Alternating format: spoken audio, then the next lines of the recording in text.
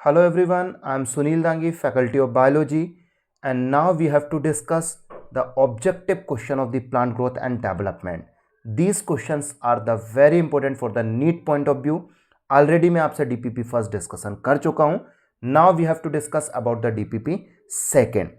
So DPP second हम start करेंगे plant growth regulator से.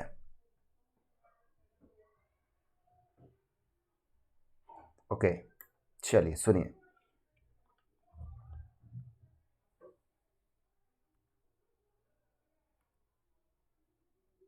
Okay. Canary grass experiments for the phototropism was first conducted by. So canary grass पर phototropisms का experiments perform किया था Charles Darwin and Francis Darwin ने, जबकि F.W. Bent ने ऑक्सिन्स फाइटोहार्मोन्स को आइसोलेट किया था. So correct answer is the B. Now the 55 question. In plant, phototropism is the movement. Phototropism means the movement of the plant towards the light source. So the correct answer will be the A. Now question number 56. Auxins was isolated by.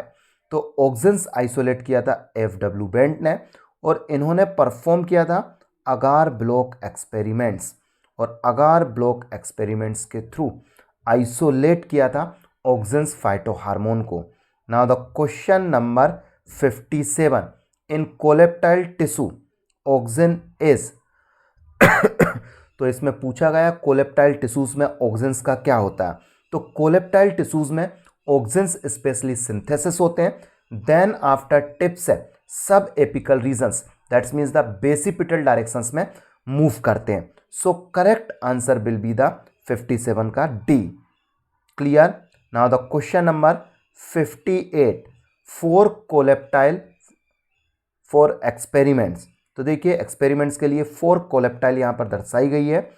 Which coleoptile will bend towards the light. कौन सी coleoptile light के directions में bend होगी. अब आप लोग ए और B को देखोगे तो यहां पर ए भी ब्लॉक्ड है और बी भी ब्लॉक्ड है, जबकि सी और डी. अब यहां पर टिप में स्पेशली ऑक्सिन्स का सिंथेसिस होता है. अब ये ऑक्सिन्स बेसिपिटल डायरेक्शंस में जाता है, जिसके कारण सब एपिकल पार्ट्स में तेजी से ग्रोथ होती है और ये टिप मूव कर जाती है. तो ए और बी में ब्लॉकेज है, ब्लेड के कारण ए और बी मूवमेंट शो नहीं करेगी, बेंडिंग शो करेगी C as well as the D. So correct answer is the B. Now the question number 59.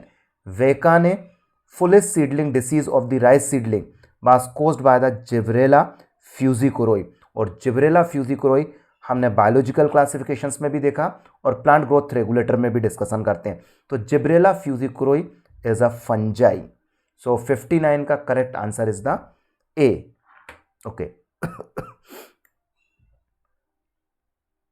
Okay. Now the question number 60. excuse me. You are given a tissue with its potential for differentiation in an artificial culture. Which of the following pair of the hormone would you add to the medium to secure shoot as well as the root. So देखिए जब भी artificial culture में growth कराई जाती है तो हम यहाँ पर बात कर रहे हैं टिश्यू कल्चर टेक्निक्स की. दैट्स मीन्स जो केलस की ग्रोथ के लिए कौन से फाइटोहार्मोन रिस्पॉन्सिबल है सूट और रूट में. तो सूट और रूट के डेवलपमेंट के लिए रिस्पॉन्सिबल है auxin as well as the cytokinin. So correct answer is the B, auxin as well as the cytokinin. Clear. Now the question number 61. Select the pair that consist of the plant growth promoter. देखिए overall phytohormone में auxin, gibberellin, cytokinin, ethylene and abscisic acids होता है. Auxin, gibberellin and cytokinin growth promoter है, जबकि हम देखते हैं ethylene और एब्सिसिक एसिड ग्रोथ इनहिबिटर है. इथाइलिन को हम दोनों ही कैटेगरी में रख देते हैं, लेकिन लार्जली ग्रोथ इनहिबिटर होता है. तो क्वेश्चन में पूछा गया ग्रोथ प्रमोटर, तो ग्रोथ प्रमोटर ऑक्सिन है, साइटोकाइनिन है. तो correct answer is the A, gibberellin ABA. Incorrect क्योंकि एवीए इनहिबिटर है, इथाइलिन एवीए दोनों इनहिबिटर है. तो 61 का करेक्ट आंसर है A. Now the question number 62. Cytokinesis promoting active substance kinetin identify and crystallise Y.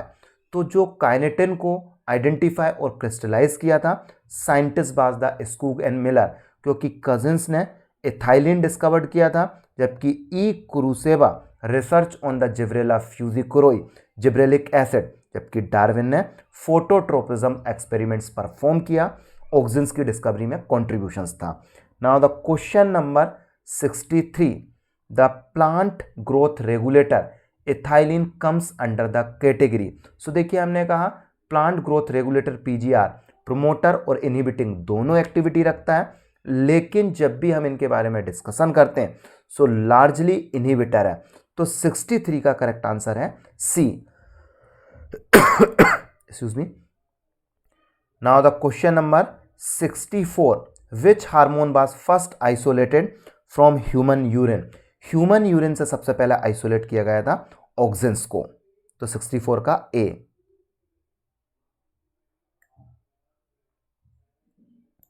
Okay, now the question number 65, natural and synthetic auxin IAA, NAA, IBA and 2,4-D have been used extensively in. So देखिए agriculture में use होता है, correct है। Horticulture में use होता है, correct है। But sericulture में यूज नहीं होता, that is why correct answer of the 65 is the D. Now the question number 66, auxin help to prevent fruit and leaf drop at. So that's means already हम discussion हो चुका है कि auxin जो है अर्ली स्टेज में क्या करता है, फ्रूट्स और लीफ के एब्सीजन्स को ड्रॉप होने से प्रिवेंट्स करता है। कौन सी स्टेज में, अर्ली स्टेज में। But promote the abscission older और mature leaf fruit. So promote करता है एब्सीजन्स को ओल्डर पार्ट में। So that is why correct answer of 66 is the A. Now the question number 67, apical dominance in plant is the result of. Apical dominance का means होता है suppose यहां पर कोई प्लांट्स प्रेजेंट है, अब इस प्लांट्स में एपिकल बर्ड्स प्रेजेंट रहेगी। सो जब इसमें एपिकल बर्ड प्रेजेंट है, so due to presence of the apical bird, suppose ये हो गई यहां पर एपिकल बर्ड हो गई, और यहां सपोज ये प्रेजेंट है, this is the lateral bird and this is the lateral bird. So apical bud की प्रेजेंस के कारण प्लांट इंक्रीज होता है लेंथ में, और ये फिनोमिना के लिए रिस्पॉन्सिबल होता है auxin phytohormone. So correct answer is the B. Now the question number 68, during seed germination its store food is mobilised by. तो देखिए जर्मिनेशंस के लिए कौन सा फाइटोहार्मोन्स रिस्पॉन्सिबल है जो कि एंडोस्पर्म में स्टोर फूड मटेरियल का मोबिलाइजेशन करता है। So correct answer is the D, gibberellin, क्योंकि gibberellin is responsible for the synthesis of the hydrolytic enzyme. अब जब ये हाइड्रोलिटिक एंजाइम का सिंथेसिस करेगा, इन हाइड्रोलिटिक एंजाइम में आता है अल्फा एमाइलेज, प्रोटीएजेस, लाइपेजेस, जिनके कारण एंडोस्पर्म में रिजर्व फूड मटेरियल है, इस रिजर्व फूड मटेरियल का मोबिलाइजेशन होता है। Now question number 69, parthenocarpy in tomato is induced by। Parthenocarpy means the productions of the seedless fruit. This especially induced by the spray of the auxin, जो कि naturally present होती है बनाना और grapes में, लेकिन टोमेटो में इंडक्शंस किया जाता है with the help of the auxins.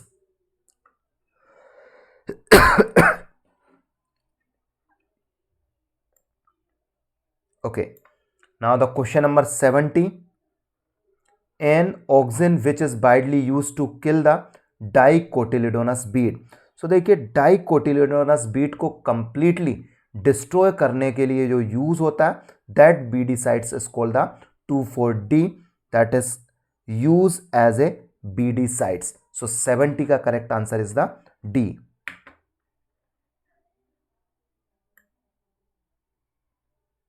Okay, now the question number 71,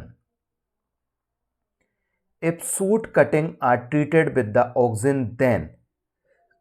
यहां पर हमने देखा यदि हम सूट कट करने के बाद उसको ट्रीटमेंट दे दें, किससे, ऑक्सिन से ट्रीटमेंट दे दें, तो इस केस में क्या होगा। सो ऑलरेडी हम डिस्कशन कर चुके हैं, यहां पर इनिशिएशंस हो जाएगा किसका, रूट का, रूट प्रोडक्शंस टेक प्लेस, सही है।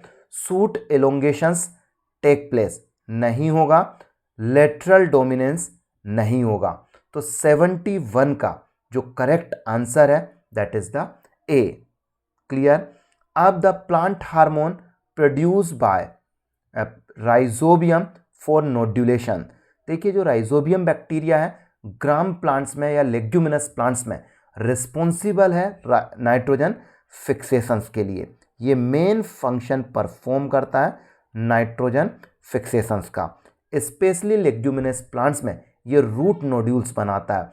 अब रूट नोड्यूल्स का इंडक्शन स्पेशली कब होगा, जब राइजोबियम बैक्टीरिया क्या करता है, स्टिमुलेट कर देता है synthesis of the IAA indole 3 acetic acids का, जिसके कारण रूट नोड्यूल्स फॉर्मेशन बढ़ जाता है।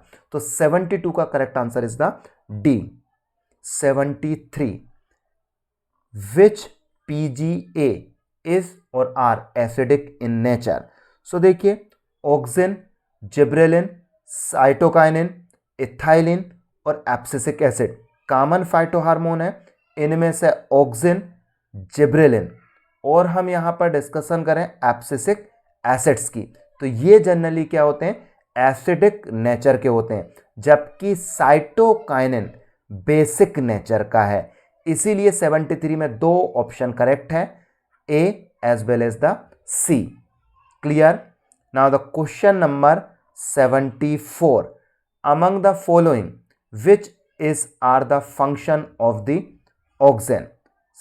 ओके 74 में सेल इनोंगेशन करेक्ट है, सेल डिविजन्स करेक्ट है, सेल डिफरेंशिएशन करेक्ट है। That is why correct answer of the 74 is the D. Clear. Okay movement of the auxin.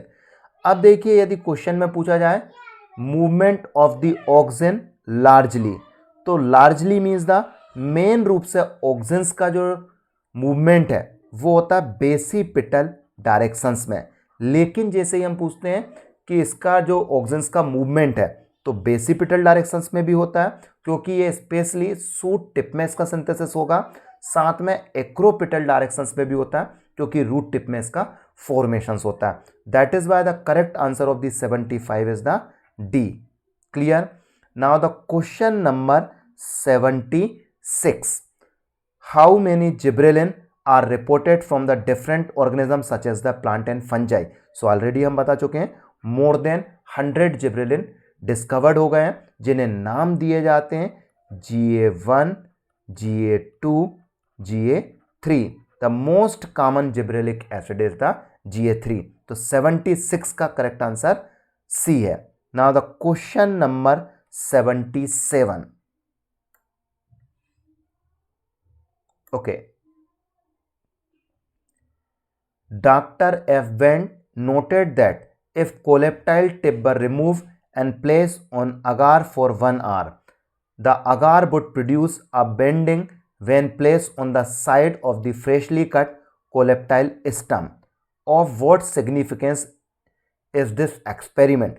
इस क्वेश्चन का आंसर अलग अलग बुक में डिफरेंट है, लेकिन अकॉर्डिंग टू NCERT यदि आप लोग देखोगे the best and suitable answer, क्योंकि जब FW बेंट ने एक्सपेरिमेंट्स परफॉर्म किया तो उसके थ्रू इन्होंने ऑक्सिन्स को आइसोलेट किया था। That is why the most suitable and correct answer is the A. It made possible the isolation and exact identification of the auxins. Clear. Now the question number 78, which of the following is not a effect of the gibberellin. Gibberellin क्या है, growth promoter है।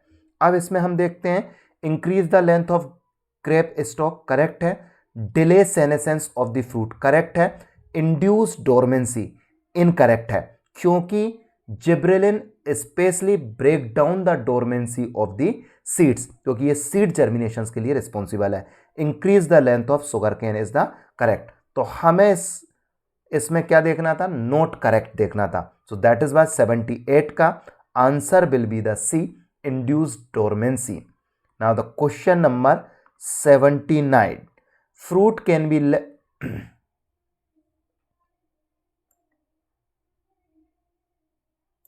okay, fruit can be left on the tree longer so as to increase market period. This is due to function of। तो देखिए हमने कहा पहला delay senescence by auxin incorrect है, delay senescence by the ethylene, ethylene senescence को बढ़ा देता है, delay senescence by cytokinin is the correct, delay senescence by the gibberellic acids is the incorrect. So जो क्वेश्चन नंबर 79 है, एक minute बेड 1 minute बेटा, ओके देखिए मार्केट प्राइस बढ़ाने के लिए स्प्रे किया जाता है स्पेशली जिब्रेलिक एसिड्स का। सो correct answer will be the 79 का डी रहेगा, सी नहीं। Clear, 79 correct answer is the D. Okay, question number 80,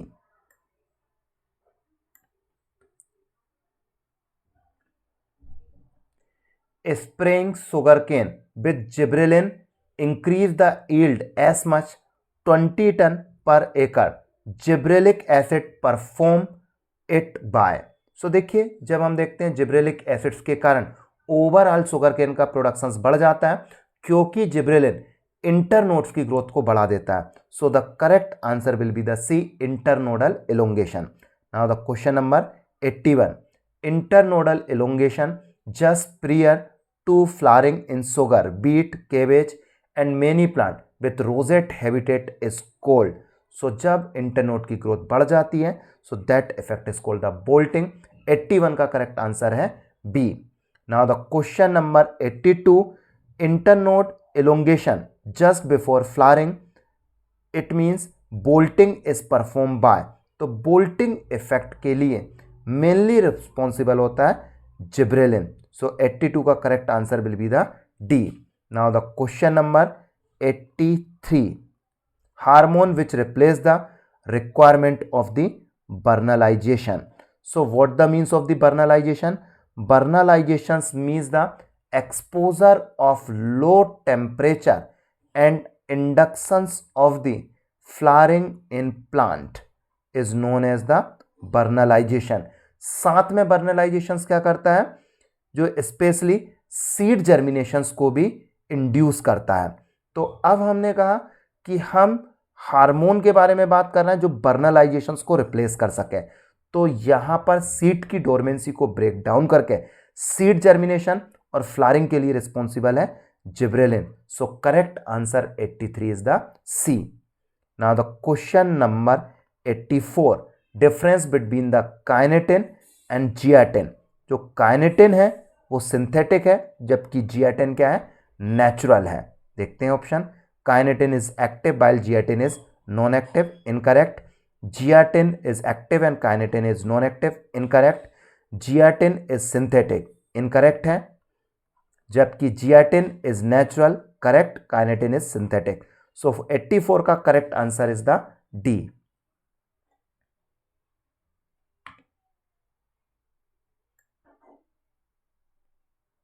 Okay, now the question number 85, natural cytokinin are synthesized in which region of the plant? So देखिए जब हम इस question को देखेंगे, root अपेक्सेस correct है, यंग फ्रूट्स करेक्ट है, developing shoots buds is also correct. So correct answer will be the all of these. 85 का correct answer is the D.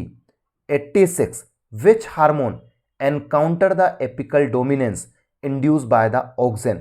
So auxins specially responsible है एपिकल डोमिनेंस के लिए, जिसके कारण plants specially length में apical birds की presence के कारण लेटरल बर्ड्स की ग्रोथ इनहिबिट हो जाती है। यदि हम चाहते हैं एपिकल बर्ड्स प्रेजेंट रहे तो भी लेटरल बर्ड्स स्प्राउट हो, तो उस केस में प्लांट्स में साइटोकाइनिन का अमाउंट्स बढ़ाना पड़ेगा। तो ऑक्सिन्स के एपिकल डोमिनेंस इफेक्ट को एनकाउंटर करता है साइटोकाइनिन। तो 86 का correct answer is the B. Now the question number 87। The problem of necrosis and gradual senescence while performing tissue culture can be overcome by। So देखिए necrosis और gradual senescence की जब बात होती है तो नेक्रोसिस में क्या होगा, जो प्लांट्स की लीव्स है, लीव्स में प्रेजेंट क्लोरोफिल का डिस्ट्रक्शन हो जाएगा, साथ में प्रोटीन का भी डिस्ट्रक्शन स्टार्ट हो जाएगा। तो इस केस में नेक्रोसिस और सेनेसेंस की प्रोसेस को कंट्रोल करने के लिए हम स्प्रे करते हैं किसका, साइटोकाइनिन का। तो 87 का correct answer is the B. Now the question number 88।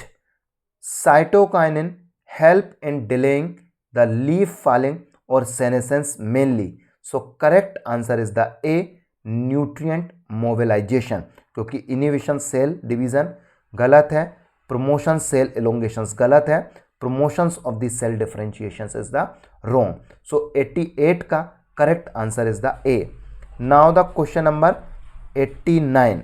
रिचमोंड Lang effect is concern with, ये प्रीवियस ईयर में पूछा भी गया है।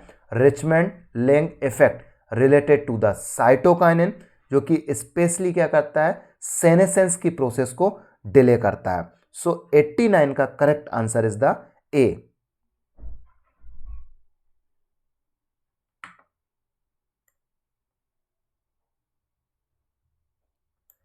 Okay, now the question number 90। A few normal seedling tomato were kept in a dark room. After a few days, they were found to have become white like albinos. Which of the following term will you describe them? अब यहाँ पर question में पूछा गया tomato plants को dark room में, that's means absence of light में growth कराई गई। और जब हम किसी प्लांट्स को एब्सेंस ऑफ लाइट में ग्रोथ कराते हैं तो यहाँ पर एक फिनोमिना लगता है, दैट इज कॉल्ड द एटियोलेशंस। हम इस फिनोमिना को क्या कहते हैं, एटियोलेशंस। और एटियोलेशंस के केस में क्या होता है, प्लांट्स सडनली उसके स्टेम जो है तेजी से ग्रोथ करते हैं लेकिन वीक रह जाते हैं। सो 90 का correct answer will be the C, etiolated. Now the question number 91। Which plant hormone is found in gaseous form? The gaseous hormone is the ethylene CH2 double bond CH2। तो 91 का correct answer is the C.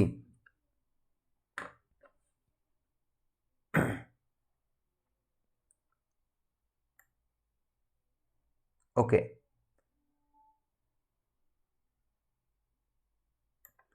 Now the question number 92। Large amount of ethylene is synthesize. Ethylene mainly ripening के process के लिए responsible है, senescence के लिए responsible है, इसीलिए इसका प्रोडक्शन कहाँ होता है, राइपनिंग और सेनेसेंस पार्ट में। सो देखते हैं 92। Developing roots and fruits. So ये तो बिल्कुल गलत है पहला option. Developing shoots and flower incorrect. Tissue undergoing senescence and fruit ripening is the correct. Young tissue and unripen fruits is incorrect. 92 का correct answer is the C. Respiratory climacteric is related with. Respiratory climacteric means the जो respiration rate है वो respiration rate suddenly increase हो जाती है, और जब respiration rate suddenly increase होगी तो उस केस में राइपनिंग की प्रोसेस तेजी से होती है। इसके लिए एक गैसियस फाइटो हार्मोन रिस्पॉन्सिबल है, that is called the ethylene. 93 correct answer is the B. 94 surface area of the root by promoting root growth and root hair formation is increased by। so 94 का correct answer is the C। ethylene is responsible for the root hair growth and increase the surface area के लिए responsible है। now the question number 95। देखिए most widely use compound as a source of the ethylene. Ethylene के source के तौर पर use होता है मोस्ट कॉमनली इथेफोन का। जो इथेफोन है इससे रिलीज होता है स्लोली इथाइलिन, और इथाइलिन के कारण राइपनिंग की प्रोसेस बढ़ जाती है। So the correct answer of the 95 is the C.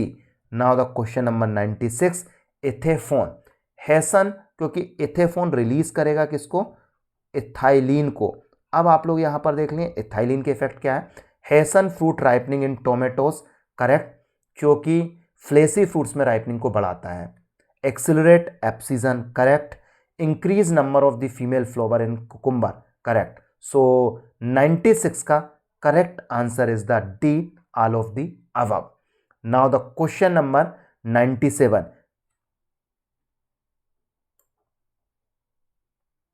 okay, in response to the biotic and abiotic stress, growth inhibition activity is caused by, so abiotic stress, that means question में पूछा गया है stress hormone. So already आप लोग जानते हैं the stress hormone is the abscisic acid, that means the 97 का correct answer is the A.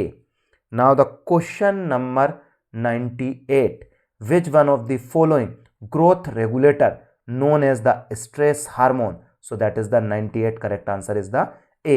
Now the question number 99, in the most situations AVA act as, तो in most situation AVA act as, AVA जो act करता है agonist to auxins, incorrect. Antagonist of gibberellin, correct. Antagonist of auxin, incorrect. Agonist of the gibberellin, incorrect. AVA का दूसरा नाम था anti GA, that's means the anti gibberellic acid. So abscisic acid antagonistic और opposite effect देता है gibberellin का।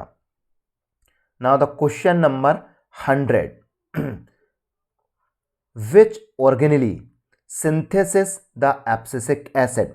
अब जो एब्सिसिक एसिड है दिस इज, यदि हम इसके प्रिकर्सर्स की बात करें तो इसका प्रिकर्सर होता है बियोला जेंथिल।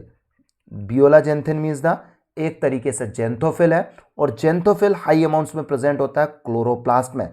सो क्लोरोप्लास्ट में एब्सिसिक एसिड्स का सिंथेसिस होता है। तो 100 का करेक्ट आंसर है D.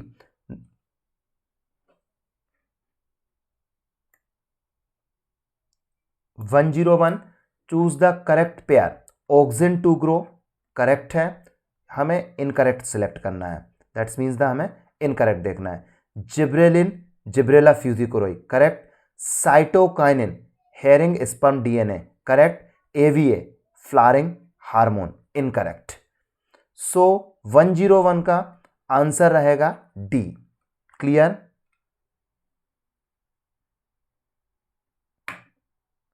Okay, now the question 102, identify the correct option for A and B. okay, 102 के बारे में बात हो रही है।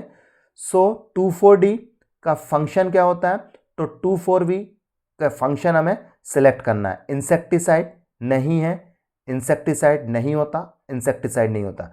24D work as a weedicide, तो यहां पर हमें डी सही मिल गया। फिर फ्रूट राइपनिंग के लिए इथाइलिन, ये भी करेक्ट है। So 102 correct answer is the D. Okay, now question number 103, which of the following incorrectly match. Option A explant, excise plant part use for the callus formations, correct. Cytokinin root initiations in callus, incorrect. Root initiations के लिए responsible होता है auxin phyto hormone, जबकि shoot initiations के लिए होता है cytokinin. Somatic embryo, embryo produce from a vegetative cells, correct. Anther culture haploid plants, correct. So the correct answer of question number 103 is the B, cytokinin, क्योंकि हमें इसे incorrect match को पहचानना था। Now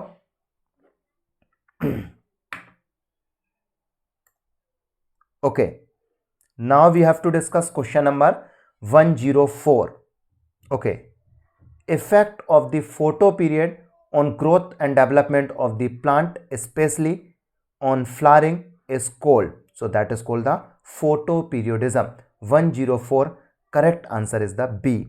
Now the question number 105, which of the following day neutral plant, DNP, day neutral plants means the इन्हें light, relative length of the light and dark से कोई effect नहीं पड़ता।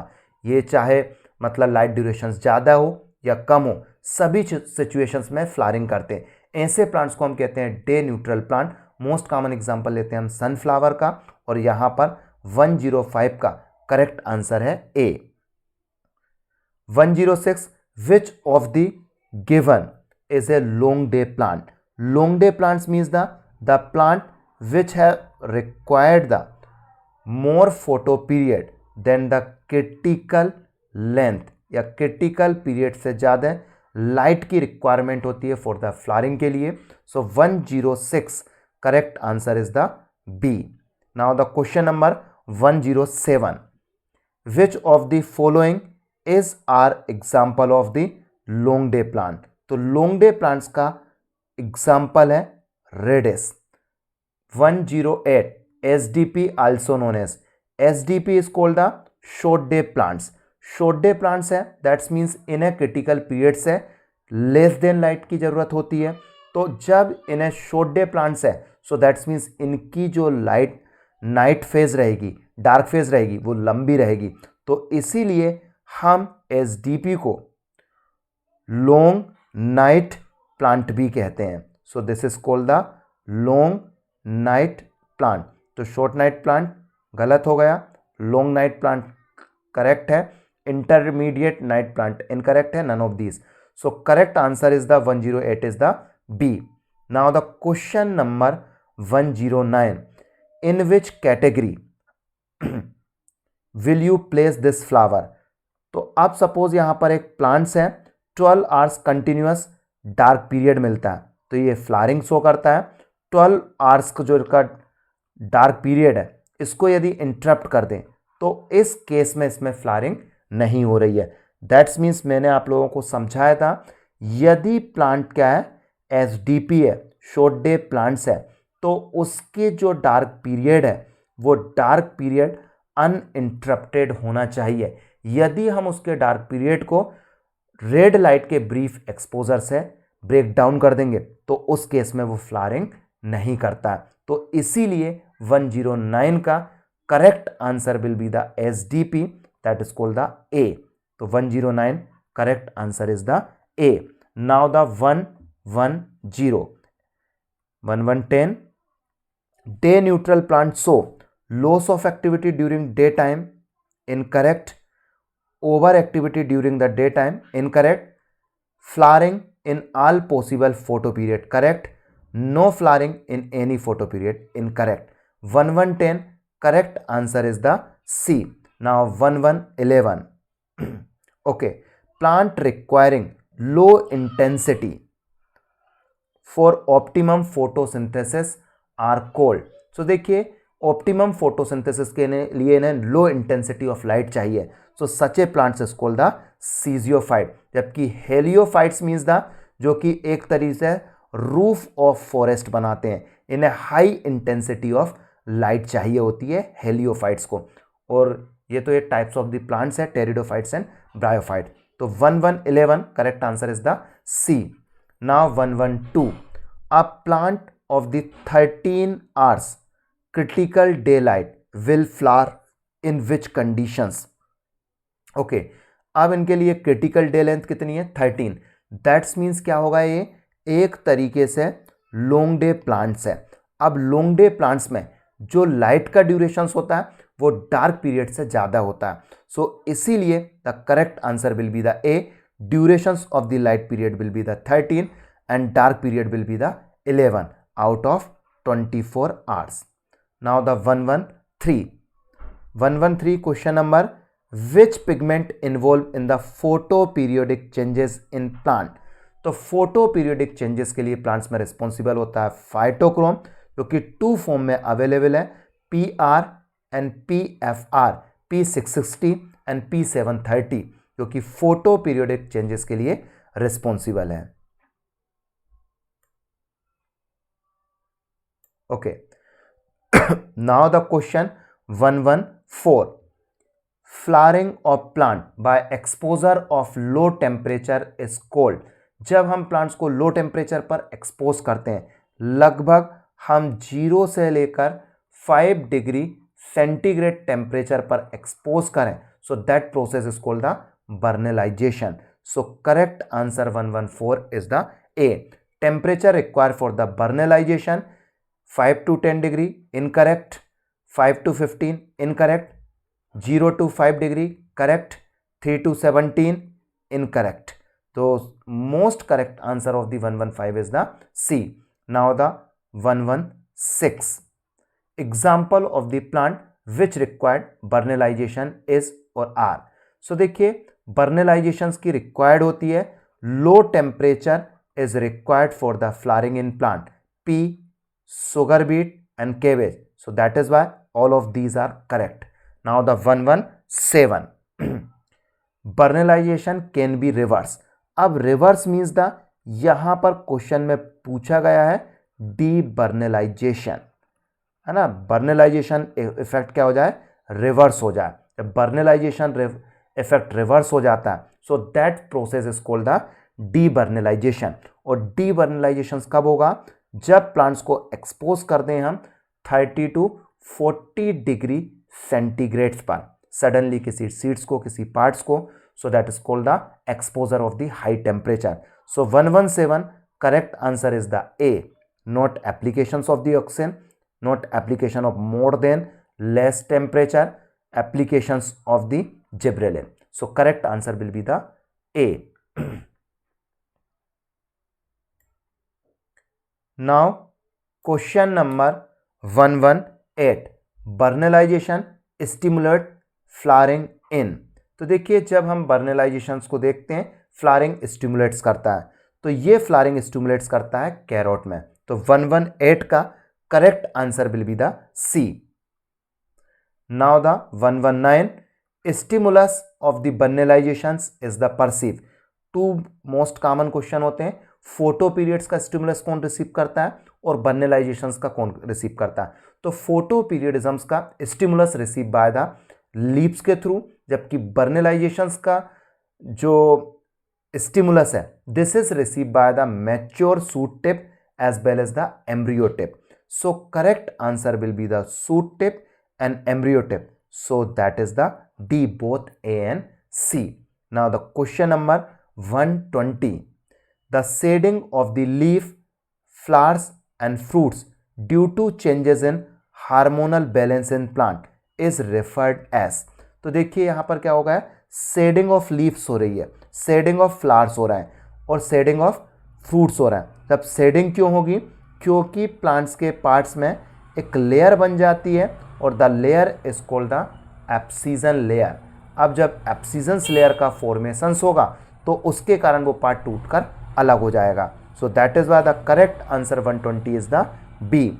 Now the 121. Through their effect on the plant growth regulator what do the temperature and light control in the plant. So that's means हम यहाँ पर देख रहे हैं कि स्पेशली टेम्परेचर और लाइट कंट्रोल से प्लांट में कौन सा फिनोमिना कंट्रोल होता है. एपिकल डोमिनेंस ऑक्सिन कंट्रोल करता है, जबकि काउंटर एक्शन इसका साइटोकाइनिन देता है. फिर हमने कहा फ्लावरिंग बिल्कुल सही है, लो टेम्परेचर फ्लावरिंग को इंड्यूस करते हैं. साथ में photo periodism, relative length of the light and dark also responsible for the flowering. तो बी करेक्ट है. Closure of stomata, abscisic acids responsible है, जबकि फ्रूट एलोंगेशंस के लिए जैसे ऑक्सिन्स भी रिस्पॉन्सिबल होता है और दूसरे भी रिस्पॉन्सिबल होते हैं. तो यहाँ पर टेम्परेचर और लाइट कंट्रोल पूछा गया, दैट इज वाई 121 का correct answer will be the B. Now the 122. Read the following and choose the incorrect statement among the following. Okay, vernalization promotes early flowering of the plant, correct है. Beet and barley have only one kind of the variety, incorrect है, क्योंकि इनकी 2 variety होती है, spring variety and winter variety. Bamboo is example of monocarpic plant, correct है. Some biennial plants are sugar beats, cabbage and carrot, this is also correct. हमें इसमें से क्या सेंटेंस में से क्या निकालना था, इनकरेक्ट स्टेटमेंट. सो इनकरेक्ट कौन सा है, बी. तो 121 का बी. आई होप आपको ये सभी क्वेश्चन समझ में आए होंगे. यदि आपको सभी क्वेश्चन समझ में आए तो like and subscribe my channel and share my channel with your friend. Thank you very much.